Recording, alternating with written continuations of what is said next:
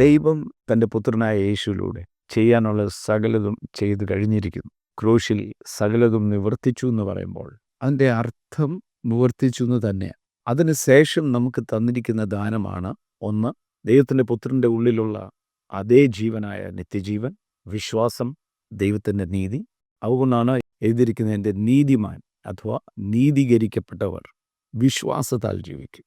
നീതീകരണം എന്ന് പറഞ്ഞാൽ ദൈവം നമ്മുടെ സ്വന്തം പിതാവായി മാറി. ദൈവവുമായിട്ട് എൻ്റെ ബന്ധം അപ്പനും മക്കളുമായിട്ടുള്ള ബന്ധം. ആ വിശ്വാസം, നീതീകരിക്കപ്പെട്ട ഞാൻ ചോദിക്കുന്ന മുമ്പ് എൻ്റെ ആവശ്യങ്ങൾ അറിയുന്ന എൻ്റെ പിതാവ്. യേശു വന്ന് ഏറ്റവും ബെസ്റ്റായിട്ട് അത് പറഞ്ഞു. യേശു പറഞ്ഞു, നിങ്ങളുടെ മക്കള് നിങ്ങളോട് മുട്ട ചോദിച്ചാൽ തേൾ കൊടുക്കുമോ? അപ്പം ചോദിച്ചാൽ കല്ല് കൊടുക്കുമോ? മീൻ ചോദിച്ചാൽ പാമ്പ് കൊടുക്കുമോ? എന്നാൽ നിങ്ങൾ പെർഫെക്റ്റ് അല്ല. ദോഷികളായ നിങ്ങളുടെ മക്കൾക്ക് നല്ല ദാനങ്ങൾ കൊടുക്കാൻ അറിയാമെങ്കിൽ സ്വർഗത്തിലെ പിതാവ്, നോക്കിക്കേ, ദൈവം എന്നുള്ള പദം മാറ്റി പിതാവ് ഒരു കുടുംബത്തിൻ്റെ ഇൻട്രൊഡക്ഷൻ തരുക. എത്രമാത്രം അധികം നന്മ ചോദിക്കുന്നവർ കൊടുക്കും.